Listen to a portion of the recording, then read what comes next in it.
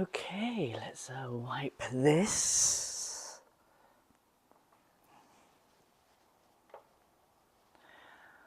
And it's day 5, the final day of the Daka Initiation training. And today is all about creating your own session. So whatever you believe in comes true. So you might as well just believe in yourself.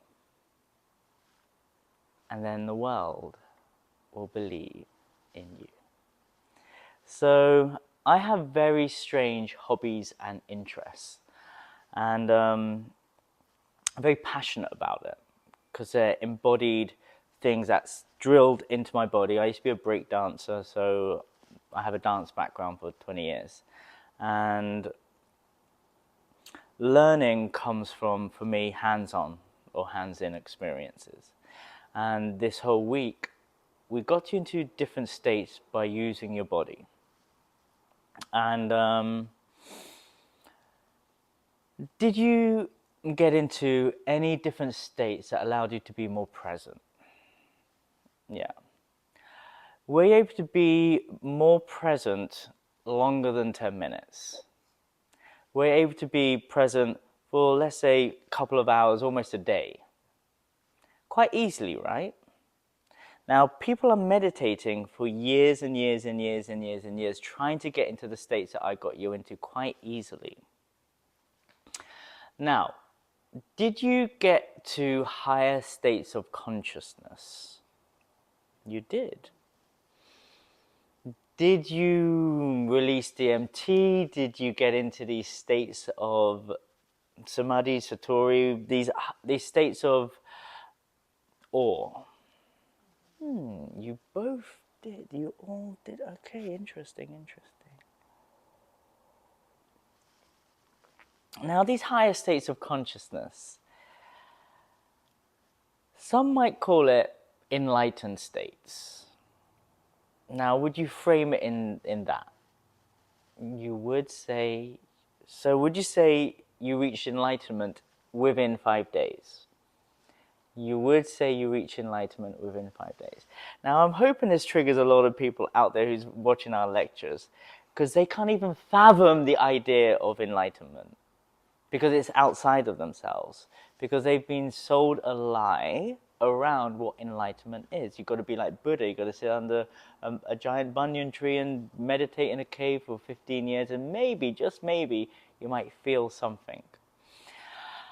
I got you both to remember who you are by dropping out of your head into your body.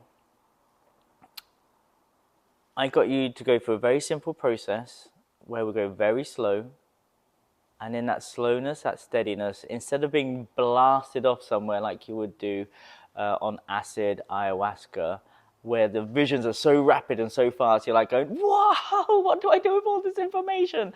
And then your brain's exhausted and you come back purging from all places, or orgasming for 8 hours, and you go, okay, now what do I do with all that information? How do I integrate this? What we did was so slow, so gentle, so simple, through loving presence, that we were able to get into enlightened states, higher states of consciousness, through being present for one another, releasing trauma from the body because we had intentional spaces for that. But also we did things mechanically and then with intention. So we did things, we utilized the body in a mechanical way that allows you to relax, surrender, and then a layer on top of that is intentionality. It's a bit like learning a dance. You do the basic movements, but when you listen to the music, boom, you do something else. Now, reaching enlightenment is a beautiful thing. You did it. You could tell people you have reached enlightenment. Because I know you did, because I saw what happened to your faces, because people do that face when they reach enlightened states. How do I know? Because that's all we were chasing for 7 years of my adult life. From 35 to 42. That's all I did. And it's beautiful. Remember, you're already enlightened. You did it. Our job, just like parents who have children, is to stay enlightened by doing these practices. They say from the age of 0 to 7, you're born enlightened. Then at the age of 8, then the next 7-year cycle, your third eye calcifies and you start to get conditioned from the outside world, and then you lose the sense of who you originally were. I'm dealing with people with a lot of trauma all day, every day, and I'm helping people remember who they are. The person I was from the age of 0 to 7 was batshit crazy, wild, feral, zero social anxiety, just really funny, had a lot of laughs, super creative, highly imagined. Like, not a lot has changed. I just became a bit more bitter. And that's the sad truth. Like, I genuinely became a bit more sadder because all I wanted to do was play. And every time I wanted to play with people, people would just shut me down, and I'd be like more and more sadder, less me. But then I'll come back and go, hey, let's play some more. And that cycle continues for me. And all I've done is sit at home and make fun little videos with my video machine, which was a giant camcorder back in the days, and it always evolved technologies. Now it's one of these phones. So I haven't changed much. They say the children, the people that escape adulthood are the artists, and they're the ones that constantly keep on creating. So I found that in this space of creativity, you get to expand, play, and create. And every time we did some mechanical moves and add a bit of intentionality to it, then I would always say, and now play. And that's how we learn as children. And then we get conditioned, and then we suppress our creativity. Then we get taught how to remember things repetitively. And the irony of the work I'm doing is I'm trying to get people to remember who they were when they were a kid, when they used to daydream. Because when you daydream, you're actually manifesting your future. When you visualize a hologram of the future that you want, like, that's manifestation. And the school teachers, they used to throw chalk at me or their markers because I was daydreaming all the time. There's nothing wrong with daydreaming. There's nothing wrong with creativity. Going back to that childlike curiosity is a really important way to remember who you are. So today is all about being creative, remembering that this is fun. We had to let go of a lot of stuff in order for us just to be okay with ourselves during the last 5 days. Unlearning everything we've learned in order for us to just be neutral and just to be at a space where it's okay to be ourselves. So belief is really important. Believing in yourself, believing what we just did for the last 5 days, knowing the importance of it and how simple it can be on how you could inspire others to come back into innocence. Like, sex is how adults play.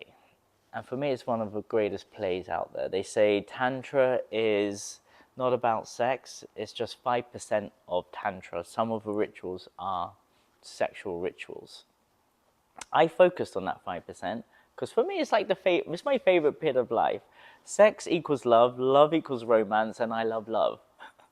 And I love being in a relationship. It's my favorite thing. Like, I know how to enhance memories. It's through romance. Turning on a bit of music, slowing things down, being under the stars, kissing somebody very slowly. I've seen how romance can be built, how memories can be built. I'm highly observant, so I prioritize human connection more than my purpose. Mainly because I've been in a rat race. I've prioritized purpose and wealth generation and impact and everything, and it burnt me out.